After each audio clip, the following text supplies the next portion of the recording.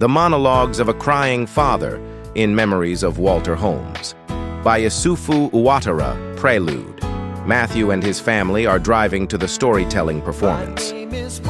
Matthew is also contemplating the view of the city through the car left and right windows. The beautiful view of magnificent houses changes progressively to become the site of an economic downfall in the poor neighborhood where the festival is taking place. The shocking view prompts some flashback in the mind of Matthew as he remembers how he was rescued from the street and given the chance to become a human rights advocate. He remembers a rough life in a community full of violence, crimes, drug and alcohol addictions. A feeling of sadness invades him as he speaks to himself. Matthew, speaking to himself. It has been 2 weeks since I returned home from my trip abroad to research and report about the general situation of human rights, democracy, and the protection of the environment, as well as wildlife. Last week, I was fortunate to present my report to the Global Leadership Group with satisfaction. I believe that the head of the organization was proud of my works and intends to trust me with more similar responsibilities. Since I love my job, I will always try my best to produce the best results. He stops speaking to himself and look again at the poverty in the community as he drives. A minute or two later, the flow of thoughts in his mind become words as he speaks to himself.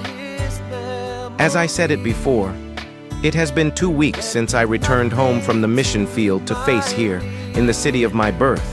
A reality that I almost forgot so much, so I kept my eyes on the problems of the world.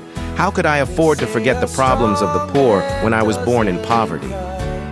But I am glad that the opportunity came again this year with the Community Storytelling Festival to refresh our minds on some of the critical issues affecting disadvantaged communities in our cities. In retrospect, it was the day when Matthew submitted his report on his missionary trip overseas that one of the local community leaders invited him to the Community Storytelling Festival. He remembers him saying that storytellers are useful because they help us to make our communities better. Time passed by, and then the day came for Storytelling Festival, which was championed by Zilgen, the community storyteller. Matthew, driving his family to the southeastern part of the city where he grew up as a street child before being rescued by Father Remy and Sister Martine. I remember my rough childhood, which led my wife Alice to decide that our children should learn about the lives of the poor so that they can become better citizens for the global community in general. Is she right? After driving for about an hour through the city, Matthew made it finally to the place of the Storytelling Festival in the brutal southeastern part of the city and easily finds a parking place in a space. A few minutes later, the family enters the room of the little theater to find their seats. Shortly after, a distinguished man appears on stage to announce the performance.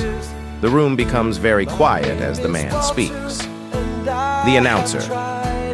The poor are not generally understood by most the people, because many think that poverty is a consequence of laziness.